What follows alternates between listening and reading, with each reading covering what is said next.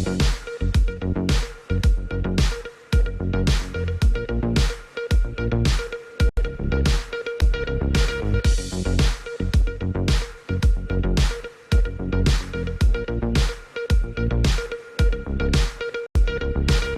के समाचारों के प्रायोजक हैं खेमचंद पहलवान, पूर्व सदस्य उत्तर प्रदेश कांग्रेस कमेटी। मेरदर्शन के आज के बुलेटिन में आप सभी का स्वागत है। नमस्कार, मैं आपके साथ आपकी निशा। जी हाँ, मैं आपको बताती चलूं, आज की दीपावली की तैयारियों को लेकर के जगह जगह पर तैयारियां बहुत जोर शोर से चल रही हैं। मार्केट की रौनक अलग ही नजर आ रही है। जगह जगह पर चारों ओर मार्केट को सजाया गया है। वहीं अधिकारी, पुलिस टीम जगह जगह पर फ्लैग मार्च कर रही है। सभी से अपील भी कर रही है कि सभी शांति व्यवस्था को बनाए रखें ताकि कोई भी अप्रिय घटना ना हो। और ये प्रेम का त्योहार है और सभी इसको मिलकर प्रेम भाव के साथ ही मनाएं। वहीं दूसरी ओर आपको बताती चलूं कि जिस तरीके से व्यापारियों के साथ समस्याएं लगातार बनी हुई हैं। जी हाँ, कोरोना काल में भी व्यापारी परेशान थे और कोरोना के बाद भी व्यापारी अभी पटरी पर नहीं आया। लेकिन व्यापारियों के साथ समस्या ये खड़ी हुई है कि ये मान के चलें कि 50% से ज्यादा व्यक्ति ऑनलाइन शॉपिंग कर रहा है। बहुत सारी समस्याएं सामने आ रही हैं ऑनलाइन शॉपिंग को लेकर के, जिससे जो व्यापारियों की दुकान है उन पर, व्यापारी की दुकान पर ग्राहक नहीं पहुंच पा रहा है। आज उसी को लेकर के संयुक्त पश्चिमी उत्तर प्रदेश संयुक्त व्यापार मंडल द्वारा एक सम्मेलन का आयोजन किया गया, जिसमें नई कार्यकारिणी का भी गठन किया गया, नए पदाधिकारियों को भी चुना गया। साथ साथ व्यापारियों की समस्या को लेकर सभी ने अपने अपने विचार भी रखे। वहीं दूसरी ओर एक हादसा सामने आया कि कार, जी हाँ, घर के बाहर खड़ी हुई कार में सांप घुस गया और काफी मशक्कत के बाद सांप बाहर नहीं आया, पूरी गाड़ी को खुलवाना पड़ा। दूसरी ओर चोर बदमाशों के हौसले भी इतने बुलंद हो गए हैं कि हम अगर बैंक तक अपना पैसा जमा करने जा रहे हैं तो पता नहीं कौन सी ताक लगाकर बैठे होते हैं कि हमारा पीछा करते हुए पैसों को ले उड़ते हैं। ऐसी ही घटना सामने आई कंकड़खेड़ा थाना क्षेत्र से। लेकिन महिलाएं, दूसरी ओर आपको बताती चलूं कि महिलाएं किसी से कम नहीं। आज एक महिला के हौसले ने घर को लूटने से बचा दिया। जी हाँ, रेलवे रोड जैन जो मंदिर है, जैन गली है, वहां पर एक घर में पार्सल देने के बहाने से कुछ बदमाश घुसे। लेकिन महिला ने हिम्मत दिखाते हुए उन बदमाशों के साथ हाथापाई की और बदमाश भाग गए। वहीं बहुत सारी खबरों के साथ मेरठ दर्शन, आपका अपना चैनल, आज आपसे जो है रूबरू हो रहा है। तो जुड़े रहें मेरठ दर्शन के साथ, देखते रहें मेरठ दर्शन। सबसे पहले नजर डालते हैं आज की हेडलाइंस पर। मेरठ दर्शन समाचारों के इस भाग के प्रायोजक हैं खेमचंद पहलवान, पूर्व सदस्य उत्तर प्रदेश कांग्रेस कमेटी व अध्यक्ष गांधी मार्ग व्यापार संघ मेरठ। उत्तर प्रदेश के मुख्यमंत्री योगी आदित्यनाथ ने मेरठ हस्तिनापुर भीमकुंड में नाव डूबने के हादसे को लिया संज्ञान में। सभी अधिकारियों को राहत कार्य तेजी से कराने के लिए दिए निर्देश व जिलाधिकारी, पुलिस अधीक्षक, एनडीआरएफ, एसडीआरएफ की टीमों को मौके पर जाकर राहत कार्य करने के भी दिए दिशा निर्देश। परतापुर थाना क्षेत्र के शताब्दी नगर हवाई पट्टी कॉलोनी में घर के अंदर संदिग्ध परिस्थितियों में मिला युवक का शव। युवक की मां व बड़ा भाई लौटे थे दादा की तेरवी से। सूचना पर पहुंची पुलिस, पोस्टमार्टम के लिए भेजा शव, लगी जांच में। भावनपुर थाना क्षेत्र में 12 वर्षीय नाबालिग के साथ जंगल में ले जाकर बाइक सवार युवक ने किया दुष्कर्म। नाबालिग को बदहवास हालत में छोड़ आरोपी हुआ फरार। सूचना पर पहुंची पुलिस, किशोरी को अस्पताल में कराया भर्ती, पूछताछ जारी। वहीं किशोरी के पिता ने थाने में नामदर्ज दी तहरीर। निर्धन कन्या सेवा समिति द्वारा हर वर्ष की भांति इस वर्ष भी तेजगढ़ी चौराहे पर बांटे गए 1 लाख मिट्टी के दिए व सभी को दिया गया संदेश। दीपावली दीपों का पर्व, भारतीय संस्कृति का ध्यान रखते हुए स्वदेशी अपनाएं, चाइनीज लाइटों का करें बहिष्कार। रेलवे रोड थाना क्षेत्र के जैन नगर में कपड़ा व्यापारी के घर पार्सल देने के बहाने घर में घुसे बदमाश। व्यापारी राजीव की पत्नी ने हिम्मत दिखाते हुए बदमाशों के साथ की भिड़ंत। महिला के सिर पर तमंचे से वार कर बदमाश हुए फरार। संयुक्त सफाई मजदूर संघर्ष समिति के सभी मजदूरों ने अपनी मांगों को लेकर नगर निगम कार्यालय में किया धरना प्रदर्शन। कहा 24 घंटे तक नहीं हुई मांगे पूरी तो सफाई मजदूर संघर्ष समिति के सभी सदस्य उग्र आंदोलन करने के लिए होंगे मजबूर। थाना कंकड़खेड़ा क्षेत्र सदना बाईपास पर मंगलराम मित्तल के शराब के गोदाम से बैंक में पैसा जमा करने के लिए निकला मैनेजर। तभी अपाची बाइक सवार बदमाशों ने 1,95,000 से भरा बैग छीना, हुए फरार। पीड़ित ने थाना क्षेत्र में दी तहरीर, पुलिस लगी जांच में। स्माइल नेशनल महिला पीजी कॉलेज मेरठ में वाणिज्य एवं गृह विज्ञान विभाग के संयुक्त तत्वाधान में हस्तकला मेला उद्यमिता वर्ग का किया गया आयोजन। आए हुए अतिथियों द्वारा मां सरस्वती के आगे दीप प्रज्वलित कर फीता काटकर मेले का किया गया शुभारंभ। छात्राओं ने मेले में दिखाया अपना हुनर। पश्चिमी उत्तर प्रदेश संयुक्त व्यापार मंडल जिला व महानगर के पदाधिकारियों ने सम्मेलन का किया आयोजन, जिसमें सैकड़ों की संख्या में पहुंचे बाजारों के अध्यक्ष, जिला पदाधिकारी, कस्बों के अध्यक्ष रहे मौजूद। सम्मेलन में व्यापारियों की विभिन्न समस्याओं पर चिंतन मनन कर समाधान करने के लिए आंदोलन की रणनीति की गई तैयार। नवनियुक्त पदाधिकारियों को किया गया गठित। इस अवसर पर प्रदेश अध्यक्ष पंडित आशु शर्मा, शहर अध्यक्ष हाजी शारिक, जिलाध्यक्ष विजय ओबराय, सरदार मंजीत सिंह कोच्छड़, मंसूर इस्लाम व अन्य सदस्यों ने भी रखे अपने अपने विचार। दीपावली फेस्टिवल की तैयारियों को लेकर सभी अधिकारी उतरे सड़कों पर। जगह जगह की जा रही फ्लैग मार्च। सभी से की जा रही अपील, बनाए रखें शांति व्यवस्था, जिससे ना हो कोई भी अप्रिय घटना। मेरठ जागृति बिहार निवासी मैनेजर की कार में सांप की सूचना से क्षेत्र में मचा हड़कंप। मौके पर पहुंचा सपेरा। कई घंटे मशक्कत के बाद भी गाड़ी से बाहर नहीं आया सांप। खुलवानी पड़ी पूरी गाड़ी, तभी ली सभी ने राहत की सांस। जनपद संभल जुनावाई क्षेत्र गांव परगना के प्रधान पप्पू व अन्य 2 लोगों द्वारा मृत गाय को ट्रैक्टर ट्रॉली में बांधकर घसीटते हुए बबराला गांव में ले जाते हुए देख कुछ संगठन के लोगों में आक्रोश। गांव के कुछ लोगों ने थाने में दी तहरीर। थाना प्रभारी कुलदीप सिंह द्वारा प्रधान पति के साथ मारपीट व अभद्र व्यवहार को लेकर आज प्रधान संगठन के कुछ लोग पहुंचे जिलाधिकारी कार्यालय। निष्पक्ष जांच की मांग। अब खबरें विस्तार से। आज की सबसे बड़ी खबर आपको मैं बताती चलूं कि सुबह एक ऐसा हादसा हुआ। सुबह 7 से 7:30 बजे के बीच थाना हस्तिनापुर क्षेत्र के भीमकुंड में एक नाव में बैठे कुछ व्यक्ति, जी हाँ, 14 से 18 व्यक्ति होने की संभावना बताई जा रही है, अचानक से नाव के टूटने के कारण भीमकुंड तालाब में डूब गए, जिसमें से रेस्क्यू ऑपरेशन के दौरान 10 से 12 लोगों को बचा लिया गया है, लेकिन कुछ लोगों का अभी भी पता नहीं चल पाया है। मैं आपको बताती चलूं, सभी अधिकारी मौके पर मौजूद रहे, सभी टीम वहां पर पहुंची, रेस्क्यू ऑपरेशन चलाया जा रहा है। ऑपरेशन के दौरान पूर्ण सुरक्षा के जरिए 12 लोगों को सुरक्षित बाहर निकाल लिया गया है। कुछ की तबीयत खराब भी है। बाइकें भी सवार थी। जो लोग वहां से बचकर आए उनसे हमारे मेडिटेशन की टीम ने बात की तो उनका बताया गया कि सुबह के समय रास्ते को कम करने के लिए अपने अपने काम पर जाने वाले लोग होते हैं। और नाव में 8 बाइकें थी और 15-16 लोग सवार थे। अचानक से एक पुलिया से टकराने के कारण नाव टूटी और नाव टूटने के कारण नाव में पानी भरा। सभी लोग इधर उधर गिर गए। कुछ लोग जिनको तैरना आता था वो बचकर बाहर आ गए। कुछ लोगों को सहायता के साथ बचा लिया गया, लेकिन जब तक टीम पहुंची, जब तक गोताखोर पहुंचे, बहुत से लोग पानी की लहरों में समा गए। अभी भी रेस्क्यू ऑपरेशन जारी है। कुछ लोगों को ढूंढा जा रहा है।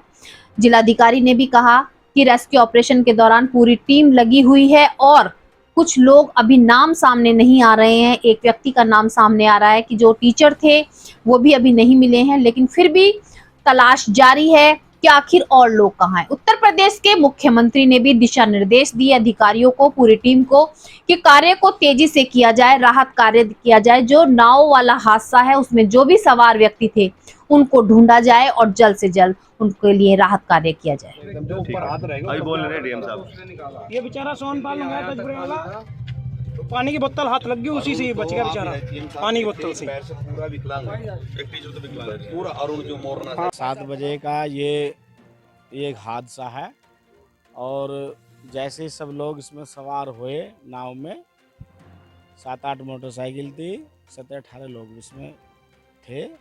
और जब नाव पिलर के पास आई है तो नाव उससे टकरा गई है पिलर से। वो पिलर से टकराने के कारण नाव टूट गई, उसमें पानी भर गया और सब लोग फिर जो है वहीं डूब गए। मतलब पानी निकलने चले इधर उधर को बचाने के लिए। तेज बहाव तो है ही। हाँ, वो नाव टूट गई। 17-18 लोग, हाँ वही लगभग। बस मोटरसाइकिलें थी, नहीं मोटर 7-8 मोटरसाइकिल थी। ऐसे ही जाते हैं लोग वहाँ रोज। भाई सब लोग अपनी ड्यूटी करना जाते हैं बिजनौर में। कुछ रोज़मर्रा के काम भी हैं लोगों के अपने, वो भी जाते हैं उधर, खेती बाड़ी का काम है सब कुछ। अब क्या करें यार, पता नहीं आज साला क्या सब बड़ा हादसा है। बस 7-8 की संज्ञान आ रहा है अभी कि जो 7-8 लिख रहे हैं। भाई मैं तो तैरना जानता था भाई, निकल आया।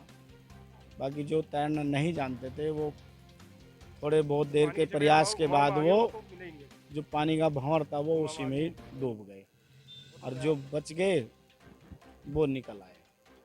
लेकिन वही है कि 7:30 बजे का देखिए, मॉर्निंग में 7-7:30 की घटना है हस्तिनापुर में। यहाँ पे जो प्रथम दृष्टया, क्योंकि एग्जैक्टली कोई नहीं बता पा रहा, पर जो हमें सूचना और जो गैदर हुई है, अराउंड 14 से 15 लोग उस नाव में थे, जिनमें से 12 रेस्क्यू हो चुके हैं। और अभी जो एक नाम है जो सभी लोग बता रहे हैं, महेश करके एक टीचर हैं, जो नहीं मिल रहे हैं, उसके अलावा कोई और नाम नहीं बता पा रहा है। हम लोग लगातार संपर्क में हैं, तो अभी के लिए तो हमारी रिपोर्ट के हिसाब से तो एक मिसिंग है, बाकी लोग रेस्क्यू हो गए। अगर कोई और नाम पता चलता है तो, पर यहाँ पे अब मैं आपको बताती चलूं कि महिलाएं भी किसी से कम नहीं है। अगर महिलाएं अपने पर आ जाएं तो क्या नहीं कर सकती। आज जैन नगर की एक महिला ने यही साबित कर दिया। जी हां, बताती चलूं आपको, रेलवे रोड स्थित जैन नगर में एक कपड़ा व्यापारी के घर पार्सल देने के बहाने कुछ बदमाश घुस गए। जी हां, बाइक सवार कुछ बदमाश पार्सल देने के बहाने जो कपड़ा व्यापारी था उसके घर घुसे। घर में महिला अकेली थी, लेकिन महिला ने हिम्मत दिखाते हुए बदमाशों के साथ हाथापाई की। बदमाशों ने अपने जो तमंचे का मुठ था उसको मारते हुए और वहां से फरार हो गए। महिला घायल तो हुई, लेकिन उसने अपना घर लूटने से बचा दिया। तो आप देख सकते हैं कि महिलाएं अगर हिम्मत करें, आगे बढ़ें, तो महिलाएं क्या नहीं कर सकती। सही कहा है किसी ने कि महिलाएं अगर कोमल हैं तो वहीं कठोर बनने में भी उन्हें देर नहीं लगती। 99C आपका मकान है राजीबाई का, उसमें 2 लोग वो लेके आए एक बॉक्स, क्या आपका बॉक्स है, डिलीवर करना है। एक अंदर गया, एक बाहर बैठा रहा। जो अंदर था गया, उसने हेलमेट लगा रखा था, मास्क लगा लिया। दरवाजा खोलने पर आपने कहा हमने तो कुछ मंगाया नहीं है, आप हो कौन, मास्क हटाओ। तब तक उसने अंदर से दरवाजा बंद कर लिया था, और दरवाजा बंद करते हुए या तो इनकी नजर पड़ गई या इनको डाउट हुआ, तो ये दरवाजे की तरफ दौड़े भाभी जी, तो उन्होंने इनके ऊपर बट से हमला कर दिया। 5-6 बट इनके सर पर मारी। अभी 4 से 6 डाके आए हैं और मौके पुलिस आ गई थी। पुलिस अपने आगे कार्रवाई कर रही है। अधिकारियों के आश्वासन मतलब कम लोगों में नहीं हिम्मत होती है। छोटी बच्ची घर में थी। हाँ, वो तो अभी बहुत छोटी है, गोदी में है। मैं नहीं रुक जाऊंगा, कोई दिक्कत नहीं है। आ रही हो तो एक कोई रुक जाओ बेटा, कोई सामान लाना कुछ करना, एक कोई प्रश्न ही नहीं।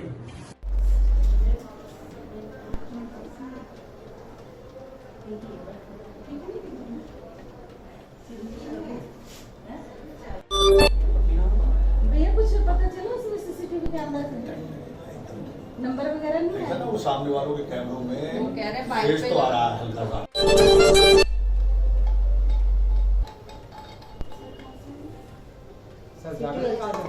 सिटी हलचल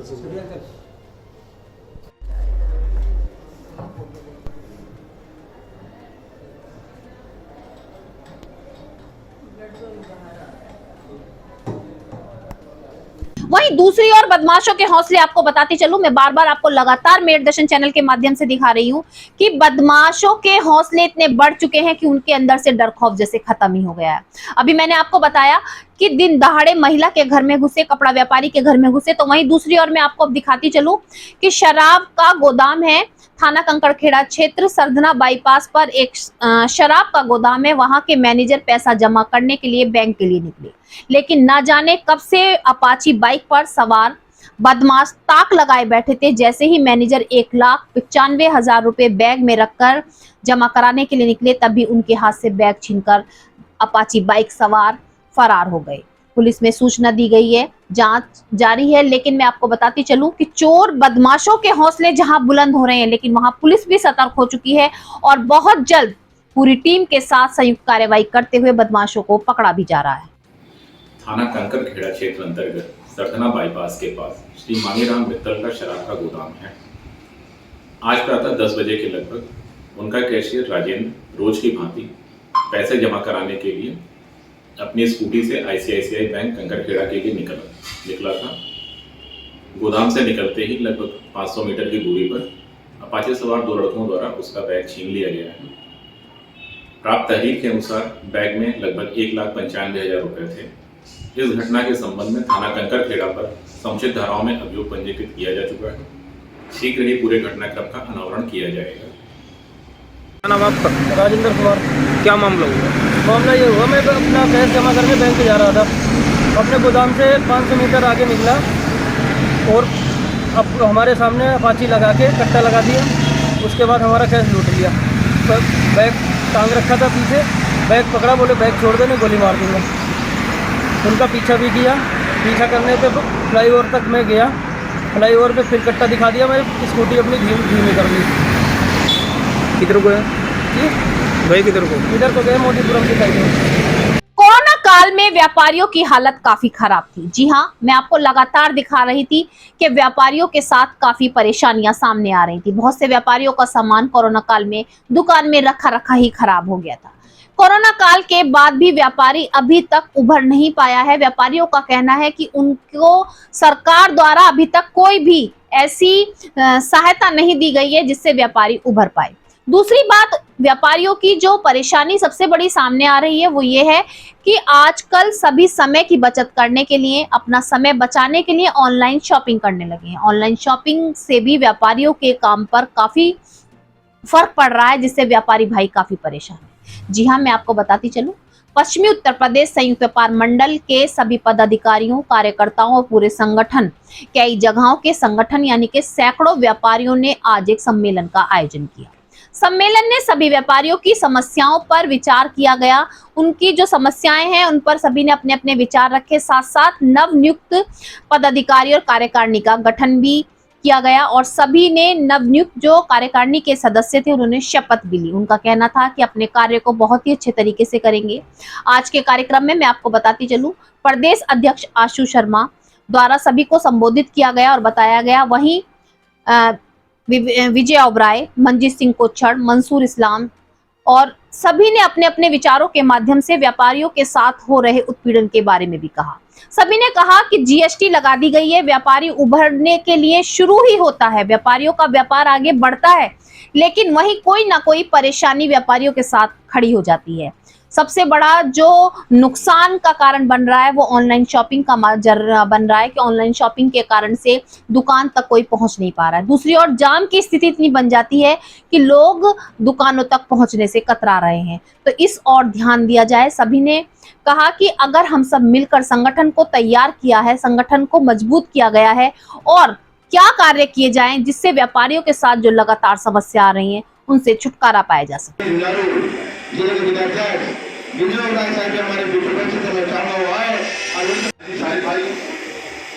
हमारे चौधरी सरकार यूनुस भाई, फरमान भाई, इदरीस भाई, अभिजुद्दीन भाई, सलमान साहब, फरमान भाई, आप अयूब भाई, अध्यक्ष हमारे आकाश चौहान साहब।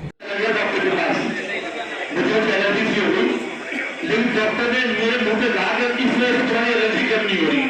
अगर व्यापार हमारा खत्म हुआ ना तो कुछ छोटी-छोटी जो कमी है। आज पश्चिम उत्तर प्रदेश संयुक्त व्यापार मंडल का जिला और महानगर पदाधिकारी सम्मेलन यहाँ चैम्बर ऑफ कॉमर्स में आयोजित किया गया है। इसके अंदर मेरठ जनपद के तमाम पदाधिकारी, महानगर के तमाम पदाधिकारी और हमारे शहर, कैंट, दक्षिण जितनी विधानसभा है वहाँ से चल के हमारे सैकड़ों की संख्या में आज यहाँ पदाधिकारी उपस्थित हैं। इस बैठक में हम लोगों ने व्यापारियों की जो समस्याएं हैं उन समस्याओं पर चिंतन और मनन करने का काम किया है। और इसके अलावा जो एक देश के अंदर बड़ी समस्या के रूप में व्यापारियों के सामने आ रहा है ऑनलाइन व्यापार, उस ऑनलाइन व्यापार की ट्रेडिंग को खत्म करने के लिए केंद्र सरकार से हम लोग अनुरोध कर रहे हैं और इसी सब बातों को लेकर जल्द ही सड़क पर उतरकर आंदोलन के माध्यम से भी हम इसका विरोध करेंगे। इसके अतिरिक्त जो जनपद स्तर पर व्यापारियों के साथ लगातार आपराधिक घटनाएं घट रही हैं उन सब विषयों पर भी आज व्यापारियों ने अपना रोष प्रकट किया है और जल्दी इस विषय पर पश्चिम उत्तर प्रदेश संयुक्त व्यापार मंडल का प्रतिनिधिमंडल जिले के पुलिस के वरिष्ठ अधिकारियों से मुलाकात करेगा और इन सब समस्याओं पर रोकथाम का मांग करेगा। अब मैं आपको बताती चलूं, दीपावली का पर्व बहुत नजदीक है जिसको लेकर के जगह जगह पर तैयारियां की जा रही हैं। और दीपावली का पर्व रोशनी का पर्व है, जो सभी हम अपने घरों में लाइटें जलाते हैं, अपने घर को जगमगाते हैं, कैंडल जलाते हैं, दिए जलाते हैं। लेकिन आपको बताती चलूं और शायद आपको भी महसूस होगा कि अब दिए जलाने की जो प्रथा सी थी दिए जलाने का जो प्रचलन था वो केवल नाम के लिए रह गया है। सभी चाइनीज लाइटों को लाते हैं और अपने घरों को जगमगा लेते हैं। कैंडल्स भी चाइनीज आ गई हैं और अपने घरों पर सजा ली जाती हैं। लेकिन क्या आप सभी जानते हैं कि आप अपने देश की चीजों का इस्तेमाल नहीं कर रहे हैं, यानी कि अपने देश को पिछड़ा कर रहे हैं और चाइनीज चीजों का इस्तेमाल करके आप उनको बढ़ावा दे रहे हैं। हमें स्वदेशी अपनानी चाहिए। इसी चीज को लेकर के मैं आपको बताती चलूं कि निर्धन कन्या सेवा समिति द्वारा पिछले कई वर्षों से दिए बांटकर सभी को जागरूक किया जा रहा है कि हमें दीपावली के पर्व पर मिट्टी के बने दियों को जलाना चाहिए। अपने घर में हमें उजाला करना चाहिए, लेकिन अपने देश के बने मिट्टी के दियों के साथ। आज भी तेजगढ़ी चौराहे पर निर्धन कन्या सेवा समिति के सभी सदस्यों ने एकत्रित होकर 1 लाख से ज्यादा मिट्टी के दिए बांटे। साथ साथ दिए बांटने के साथ साथ उन्होंने सभी को जागरूक भी किया, सभी को बताया कि स्वदेशी अपनाएं, मिट्टी के बने दिए अपने घर में जलाएं, चाइनीज जो मालाएं हैं, चाइनीज जो लाइटें हैं उनका बहिष्कार करें। अगर आप मिट्टी के दिए जलाएंगे तो उन लोगों के घर में भी दिए जल सकेंगे, उन लोगों के घर में भी दीपावली मन सकेगी जो हमारे देश के हैं, छोटे तबके के लोग हैं, जो एक आस लगाए हुए हैं हम सभी के साथ। इसी को लेकर के निर्धन कन्या सेवा समिति के सभी सदस्यों ने सभी को जागरूक करते हुए मिट्टी के दिए बांटे।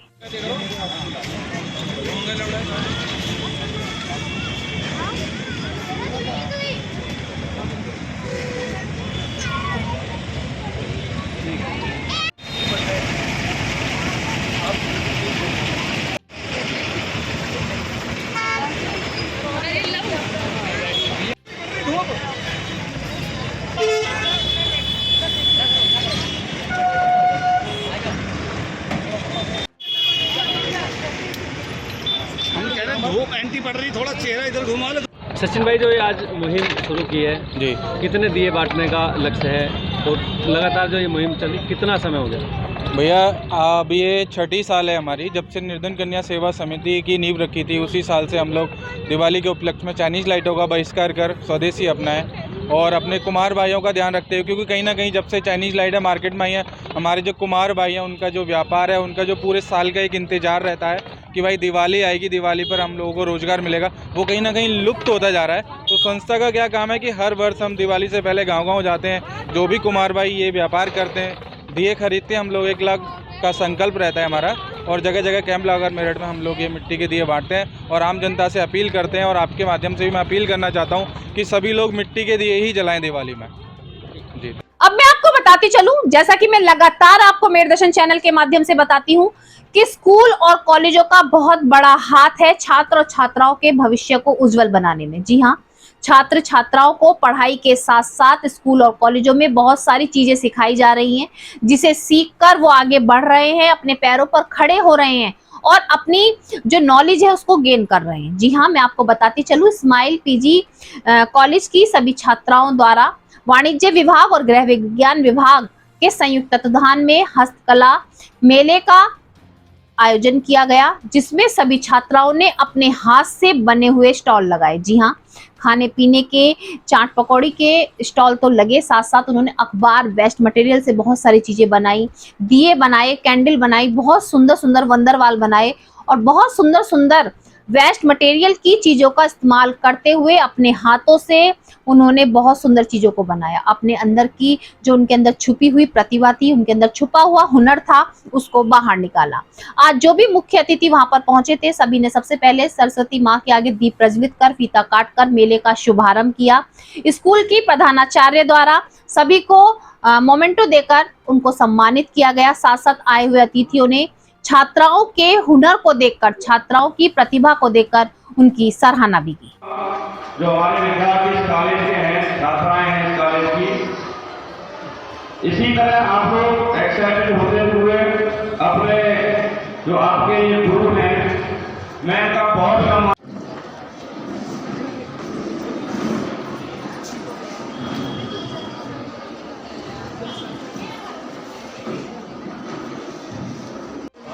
सब तो आर्टिसन बन के रहेंगे।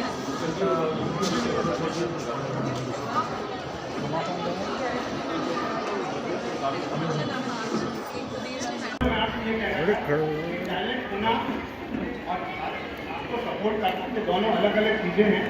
आप पाएंगे कि जब आप आगे बढ़ेंगे तो कायनात आपके संग करेगा। वाणिज्य विभाग से ये हमने उद्यमिता पर्व आयोजित किया है, हस्तशिल्प मेला, जिसमें बच्चों ने अपने हाथ से बनी हुई चीजें डिस्प्ले करी हैं, जिसमें बच्चों का हुनर बाहर आया है।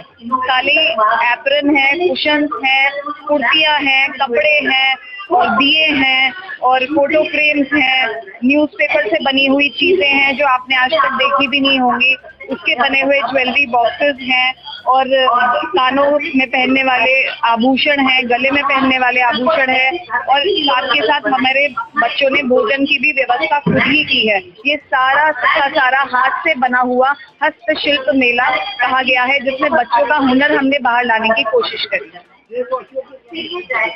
देशवासियों को ये मैसेज देना चाहते हैं कि बेटियां जो आगे नहीं बढ़ी हैं, उनमें गॉड टैलेंट है, हमें उन्हें आगे लाना है और अपने देश का भविष्य और उजागर करना है अपनी बेटियों के माध्यम से।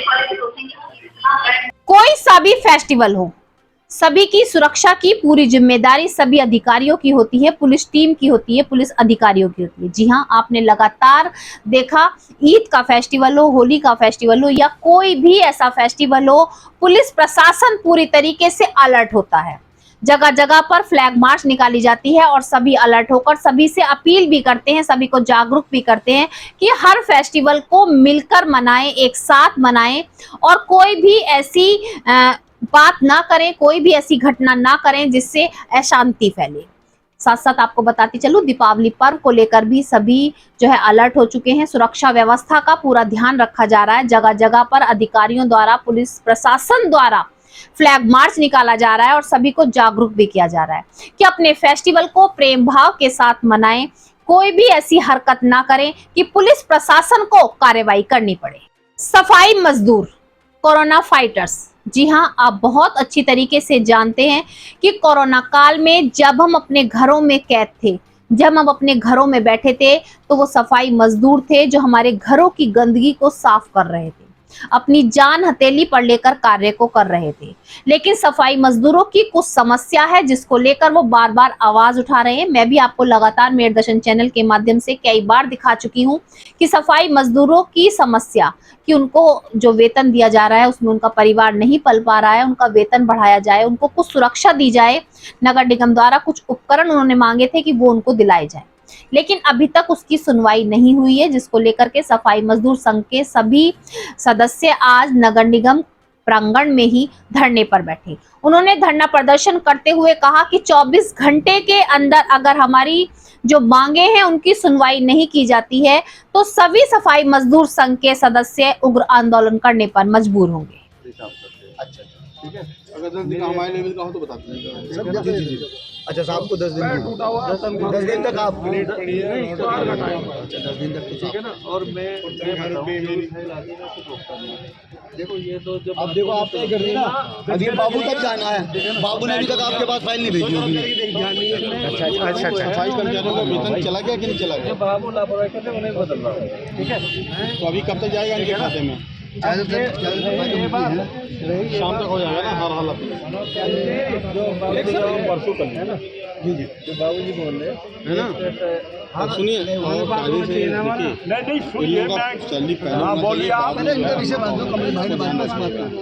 मैं आपको सर्टिफिकेट छोड़िए बस, मैं आपको ये बताना चाहिए, लेकिन अब जो भी है कर्मचारियों के मेडिकल आते हैं उन्हें समय से जो है पास करके, चाहे वो मैटर आपका हो या साहब का हो, नगर आयुक्त साहब का, हमें इससे कोई नहीं, उसकी तो तनख्वाह रुक रही, वो तो प्रभावित हो रहा।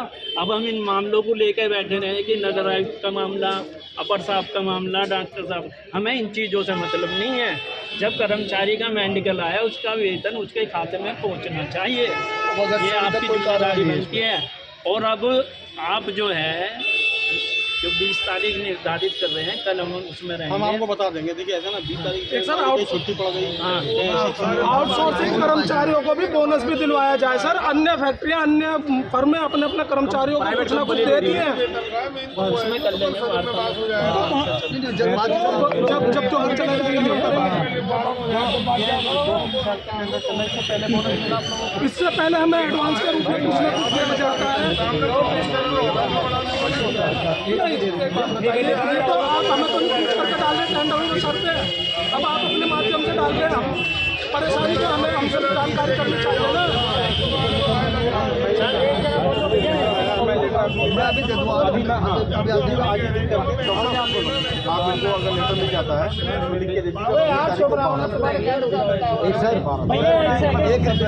उन फाइलों में जो आपकी तक हो वो फाइल को कम से कम आगे बढ़वा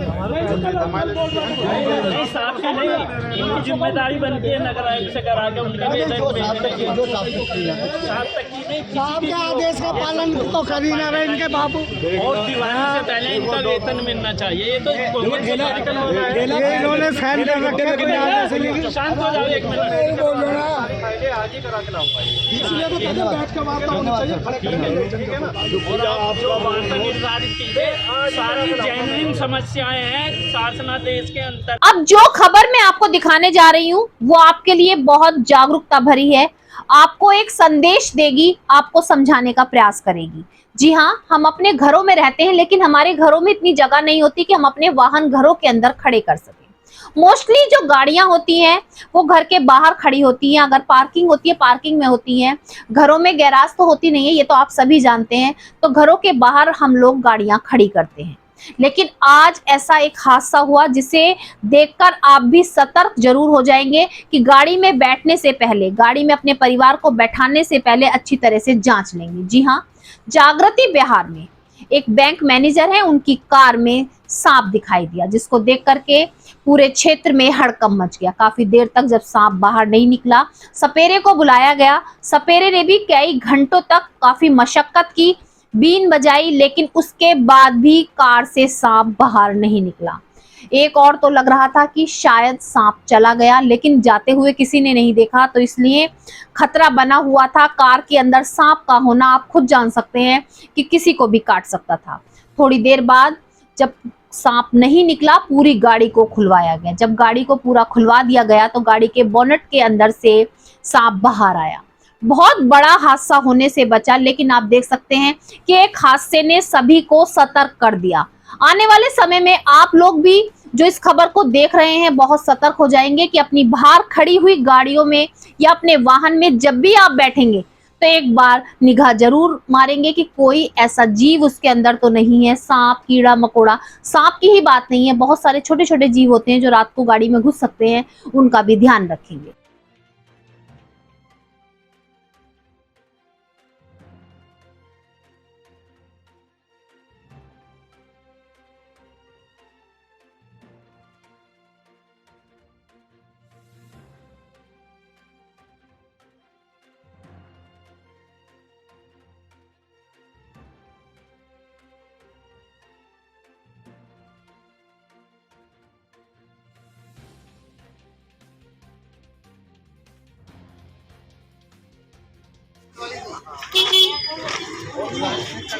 पेंट वाली कोई बाल्टी होती है उसमें डर जाता है।